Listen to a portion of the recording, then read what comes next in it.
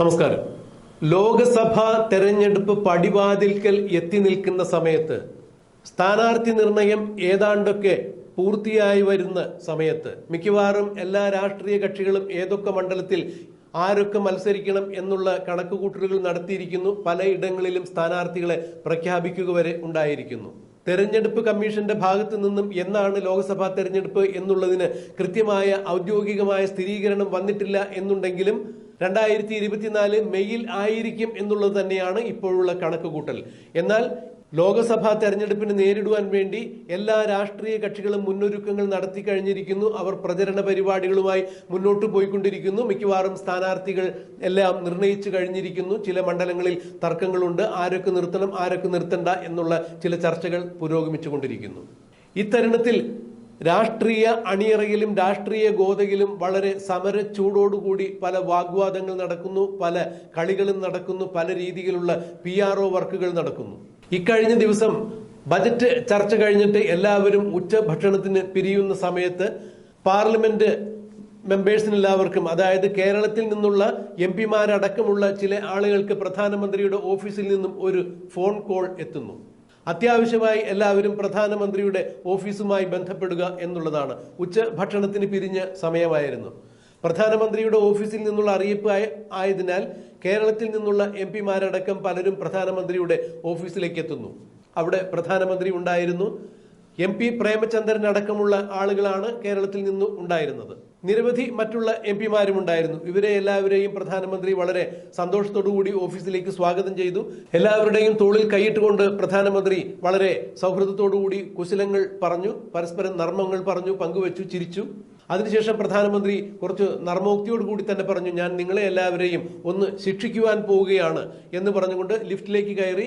Lift ക്യാൻറ്റീനിൽ, അതായത് parliament മന്ദിരത്തിന്റെ വിഖ്യാതമായ ക്യാൻറ്റീൻ ഹാളിൽ ചെന്നിറങ്ങി. അവിടെ ഒരു മേശയ്ക്ക് ചുറ്റും എല്ലാവരും ഇരിപ്പുറപ്പിച്ചു. അതായത് പ്രധാനമന്ത്രി ഇവരെ എല്ലാവരെയും ഉച്ചഭക്ഷണത്തിന് ക്ഷണിക്കുകയായിരുന്നു. അതാണ് ഞാൻ നിങ്ങളെ ഒന്ന് ശിക്ഷിക്കാൻ പോണ് എന്ന് പ്രധാനമന്ത്രി വളരെ ഹാസ്യദ്യോതകമായി തന്നെ പറഞ്ഞത്.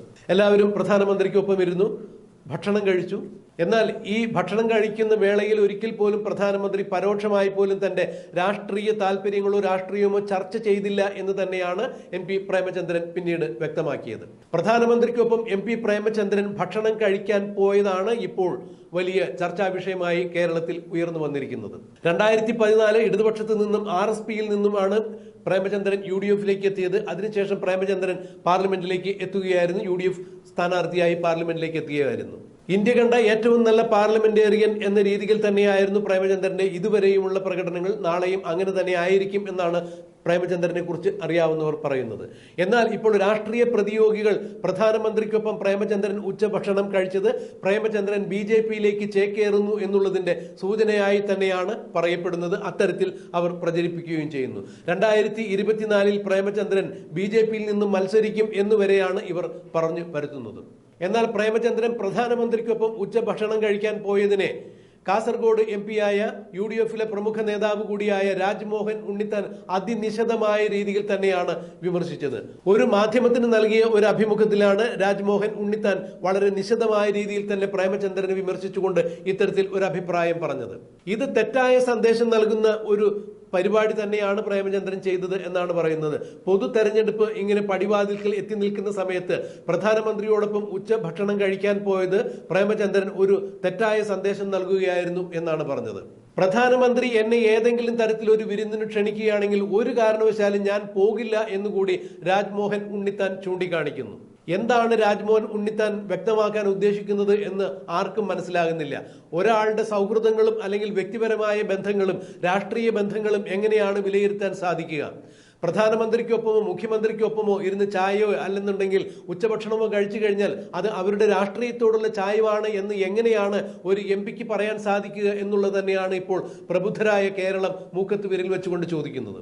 അങ്ങനെയെങ്കിൽ മുഖ്യമന്ത്രി പ്രഭാത ഭക്ഷണത്തിനും അത്താഴ വിരുന്നിനുമെല്ലാം നിരവധി പൗരപ്രമുഖരെയെല്ലാം ക്ഷണിക്കുകയുണ്ടായല്ലോ. ഇവർക്കെല്ലാം വ്യക്തമായ വേറിട്ട രാഷ്ട്രീയം ഉണ്ടായിരുന്നു. അങ്ങനെയെങ്കിൽ മുഖ്യമന്ത്രിയുടെ വിരുന്നുകളിൽ സംബന്ധിച്ച് അവരെല്ലാവരും പിന്നീട് CPM-ലേക്ക് ചേക്കേറിയിട്ടുണ്ടോ എന്നുള്ള ആരോപണങ്ങളും ഇപ്പോൾ സോഷ്യൽ മീഡിയയിൽ വൈറലായിക്കൊണ്ടിരിക്കുന്നു.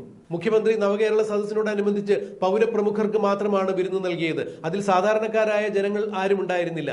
എന്നാൽ ഈ പൗരപ്രമുഖർക്ക് എല്ലാവർക്കും വ്യത്യസ്തമായ, അതായത് മുഖ്യമന്ത്രിയുടെ രാഷ്ട്രീയത്തിൽ നിന്നും വ്യത്യസ്തമായ രാഷ്ട്രീയ അഭിപ്രായങ്ങൾ ഉണ്ടായിരുന്നു, ആദർശങ്ങൾ ഉണ്ടായിരുന്നു. പക്ഷേ സംസ്ഥാനം ഭരിക്കുന്ന മുഖ്യമന്ത്രി നൽകുന്ന വിരുന്നിൽ പങ്കെടുക്കുക എന്നുള്ള ഒരു ഉദ്ദേശത്തോടു കൂടി, സാമാന്യ മര്യാദയോടു കൂടി തന്നെയാണ് മുഖ്യമന്ത്രി ക്ഷണിച്ച വിരുന്നിൽ അവർ പങ്കുകൊണ്ടത്. അതിന് മുഖ്യമന്ത്രിയുടെ രാഷ്ട്രീയമായി യാതൊരു താല്പര്യമുണ്ടായിരുന്നില്ല, രാഷ്ട്രീയ ചായ്വും ഉണ്ടായിരുന്നില്ല എന്ന് തന്നെയാണ് പിന്നീട് അത്തരം ആളുകൾ വ്യക്തമാക്കിയത്. അതിൽ കോൺഗ്രസിന്റെ MLA-മാരുണ്ടായിരുന്നു, കോൺഗ്രസിന്റെ MP-മാരും എല്ലാവരും മുഖ്യമന്ത്രിയുടെ ഈ വിരുന്നിൽ പങ്കെടുത്തതായി പിന്നീട് നമുക്കറിയാൻ സാധിച്ചിട്ടുണ്ട്. എന്നാൽ ഇത്തരം കാര്യങ്ങളെല്ലാം മറച്ചു പിടിച്ചുകൊണ്ട് തന്റെ രാഷ്ട്രീയ ജീവിതം, അല്ലെങ്കിൽ തനിക്ക് കിട്ടാവുന്ന 4 വോട്ടുകൾ, പ്രത്യേകിച്ച് ന്യൂനപക്ഷത്തിന്റെ വോട്ടുകൾ ഒരു കാരണവശാലും പോകാൻ പാടില്ല എന്നുള്ള ഉദ്ദേശത്തോടു കൂടി ഈ സംസാരത്തിൽ പോലും ന്യൂനപക്ഷത്തെ പ്രീണിപ്പിച്ച് നിർത്തുക എന്നുള്ള തന്റെ ഒരു അജണ്ട രാജ്മോഹൻ ഉണ്ണിത്താൻ മാധ്യമത്തിന് മുന്നിൽ വന്ന് നിന്നുകൊണ്ട് പ്രഖ്യാപിക്കുകയായിരുന്നു എന്നാണ് ഇപ്പോൾ രാഷ്ട്രീയ നിരീക്ഷകർ ചൂണ്ടിക്കാണിക്കുന്നത്. 1960കളിൽ രാഷ്ട്രീയത്തിലേക്ക് വന്ന രാജ്മോഹൻ ഉണ്ണിത്താൻ ഒരിക്കലും രാഷ്ട്രീയത്തിന്റെ അധികാര കേന്ദ്രങ്ങളിൽ എത്തുകയുണ്ടായിരുന്നില്ല. പിന്നീട് കാസർഗോഡ് നിന്നും കഴിഞ്ഞ ലോക്സഭാ തെരഞ്ഞെടുപ്പിൽ മത്സരിച്ചാണ് അദ്ദേഹം MP ആയി എത്തിയത്. തന്നെ ഒരു രാഷ്ട്രീയ അധികാര കേന്ദ്രത്തിലേക്ക് എത്തിച്ച കാസർഗോഡുകാരെ താൻ ഒരു കാരണവശാലും മറക്കില്ല എന്നാണ് രാജ്മോഹൻ ഉണ്ണിത്താൻ മാധ്യമത്തിന് മുന്നിൽ നിന്ന് പറയുന്നത്. അതായത് രാജ്മോഹൻ ഉണ്ണിത്താൻ പ്രതിനിധാനം ചെയ്ത കാസർഗോഡിന്റെ ഭൂരിപക്ഷം മേഖലയിലുള്ള ന്യൂനപക്ഷ സമൂഹത്തിന്റെ വോട്ട് കിട്ടിക്കൊണ്ട് തന്നെയാണ് രാജ്മോഹൻ ഉണ്ണിത്താൻ ജയിച്ചത് എന്ന് കൃത്യമായി തന്നെ രാജ്മോഹൻ ഉണ്ണിത്താൻ അറിയാം. മോദിയുടെ രാഷ്ട്രീയം എന്ന് പറഞ്ഞാൽ ഹിന്ദുത്വ രാഷ്ട്രീയമാണ് എന്നുള്ള വിവക്ഷയിൽ തന്നെയാണ് മോദിയെ എതിർക്കുക വഴി ആ ന്യൂനപക്ഷത്തിന്റെ വോട്ട് ഇനിയും തനിക്ക് ഉറപ്പിക്കാൻ പറ്റും എന്നൊരു പ്രീണന നയം തന്നെയാണ്, അല്ലെങ്കിൽ അത്തരം ഒരു സന്ദേശം തന്നെയാണ് രാജ്മോഹൻ ഉണ്ണിത്താൻ മാധ്യമങ്ങൾക്ക് മുന്നിൽ വന്ന് നിന്ന് പ്രേമചന്ദ്രനെ തള്ളിപ്പറഞ്ഞതിലൂടെ മറ്റുള്ള ആളുകൾക്ക് തന്റെ വോട്ടേഴ്സിന് കൊടുത്ത സന്ദേശം എന്നാണ് രാഷ്ട്രീയ നിരീക്ഷകർ ഇപ്പോൾ ഉയർത്തി കാണിക്കുന്നത്. അതായത് ഒരു വെടിക്ക് 2 പക്ഷി എന്ന് തന്നെയാണ് രാജ്മോഹൻ ഉണ്ണിത്താൻ ഇതിലൂടെ ലക്ഷ്യമാക്കിയത്. ഒന്ന്, മോദിയുടെ ഹിന്ദുത്വ രാഷ്ട്രീയമാണെന്ന് വരുത്തി തീർക്കുക. 2, താൻ ഇപ്പോഴും തന്നെ വിശ്വസിച്ച ആളുകൾക്കൊപ്പം തന്നെയാണ്, ഒരു കാരണവശാലും താൻ മോദിക്കൊപ്പം പോകില്ല എന്ന് പറയാൻ കിട്ടിയ അവസരം ഉപയോഗിക്കുക, പ്രേമചന്ദ്രനെ ചവിട്ടി താഴ്ത്തുവാനുള്ള ഒരു അവസരം വിനിയോഗിക്കുക. ഇതാണ് രാജ്മോഹൻ ഉണ്ണിത്താൻ ചെയ്തിരിക്കുന്നത്. യഥാർത്ഥ രാഷ്ട്രീയക്കാരന്റെ സ്വഭാവമാണ് രാജ്മോഹൻ ഉണ്ണിത്താനിലൂടെ പുറത്തു വന്നത് എന്ന് തന്നെയാണ് പറയുന്നത്. ഇന്ത്യൻ യൂണിയന്റെ ആഭ്യന്തര വകുപ്പ് മന്ത്രിയാകാൻ തനിക്ക് ക്ഷണം കിട്ടിയാൽ പോലും ഒരു കാരണവശാലും താനത് പുറംകാലുകൊണ്ട് ചവിട്ടിത്തള്ളിക്കളഞ്ഞ് മുന്നോട്ട് പോകും എന്നാണ് രാജ്മോഹൻ ഉണ്ണിത്താൻ ആ മാധ്യമത്തോട് പറഞ്ഞത്. ഇന്ത്യയുടെ ആഭ്യന്തര മന്ത്രിയാകുവാൻ പ്രധാനമന്ത്രി നരേന്ദ്രമോദി എന്നെ ക്ഷണിക്കുകയാണ്, അമിത്ഷായെ ആ സ്ഥാനത്ത് നിന്ന് മാറ്റി നിങ്ങളെ ആഭ്യന്തരമന്ത്രിയാക്കാം എന്ന് പറഞ്ഞാൽ ഞാൻ പുറംകാലുകൊണ്ട് ചവിട്ടി തൊഴിക്കും ആ ആഭ്യന്തരമന്ത്രി സ്ഥാനം എന്നാണ് രാജ്മോഹൻ ഉണ്ണിത്താൻ വളരെ വൈകാരികമായി മാധ്യമത്തിന് മുന്നിൽ വന്നു നിന്നുകൊണ്ട് സംസാരിച്ചത്. രാജ്മോഹൻ ഉണ്ണിത്താൻ പറഞ്ഞത് ഏതർത്ഥത്തിലാണെന്നും ആരെ ലക്ഷ്യമാക്കിയാണെന്നും ആരുടെ വോട്ടുകൾ ലക്ഷ്യമാക്കിയാണെന്നും കൃത്യമായി തങ്ങൾക്ക് മനസ്സിലാകുന്നു എന്ന് തന്നെയാണ് ഇപ്പോൾ രാജ്മോഹൻ ഉണ്ണിത്താന്റെ പാർട്ടിക്കാർ തന്നെ പറയുന്നത്. കെ മുരളീധരനും VD സതീശനും പ്രേമചന്ദ്രൻ മോദിയുടെ വിരുന്നിൽ പങ്കെടുത്തതിൽ യാതൊരു തെറ്റുമില്ല എന്ന് തന്നെ പറഞ്ഞിരിക്കുന്നു. വ്യക്തിപരമായ ബന്ധങ്ങളും സൗഹൃദങ്ങളും കാത്തുസൂക്ഷിക്കുന്നത് രാഷ്ട്രീയക്കാരുടെ രീതി തന്നെയാണ്.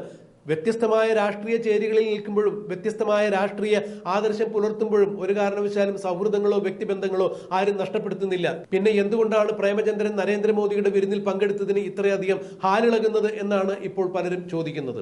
ഇതിന് ഒരു കടന്ന കൈകൂടി രാജ്മോഹൻ ഉണ്ണിത്താൻ പറയുകയുണ്ടായി. അതായത് സുരേഷ് ഗോപിയും ഞാനും തമ്മിൽ വളരെ അടുത്ത സൗഹൃദമാണ്. സുരേഷ് ഗോപിക്കൊപ്പം പല സിനിമകളിലും ഞാൻ അഭിനയിച്ചിട്ടുണ്ട്. സുരേഷ് ഗോപിയുടെ ക്ലാസ്മേറ്റാണ് എൻ്റെ ഭാര്യ. പക്ഷേ സുരേഷ് ഗോപി എന്നെ കല്യാണത്തിന് വിളിച്ചിരുന്നു. നരേന്ദ്രമോദി പങ്കെടുക്കുന്നു എന്ന ഒറ്റ കാരണം കൊണ്ടാണ് ഞാൻ സുരേഷ് ഗോപിയുടെ മകളുടെ കല്യാണത്തിൽ സംബന്ധിക്കാതിരുന്നത് എന്ന രാജ്മോഹൻ ഉണ്ണിത്താന്റെ പ്രസ്താവന കേൾക്കുമ്പോൾ എത്രത്തോളം ആശയപരമായി ഒരു മനുഷ്യൻ തരം താഴാമോ അത്രത്തോളം രാജ്മോഹൻ ഉണ്ണിത്താൻ തരം താഴ്ന്നിരിക്കുന്നു എന്ന് തന്നെയാണ് പ്രബുദ്ധരായ കേരളീയ സമൂഹം ഇതിൽ നിന്ന് മനസ്സിലാകുന്നത്. നരേന്ദ്രമോദിയുടെ കല്യാണത്തിൽ സംബന്ധിക്കുന്ന ആളുകളെല്ലാവരും നരേന്ദ്രമോദിയുടെ രാഷ്ട്രീയം പിൻപറ്റി BJP-കാരാകാൻ വേണ്ടി വരുന്ന ഒരു അവസരം തന്നെയായിരുന്നു സുരേഷ് ഗോപിയുടെ മകളുടെ കല്യാണം. അങ്ങനെയെങ്കിൽ മലയാളത്തിന്റെ മഹാനടന്മാരായ മമ്മൂട്ടിയും മോഹൻലാലും അടക്കം നിരവധി ആളുകൾ നരേന്ദ്രമോദിക്കൊപ്പം സുരേഷ് ഗോപിയുടെ മകളുടെ കല്യാണത്തിൽ ഗുരുവായൂരിൽ സംബന്ധിച്ചിട്ടുണ്ടായിരുന്നു. അവരെല്ലാവരും പിന്നീട് BJP-യിൽ മെമ്പർഷിപ്പ് എടുത്തതായി നമുക്കാർക്കും അറിയില്ല.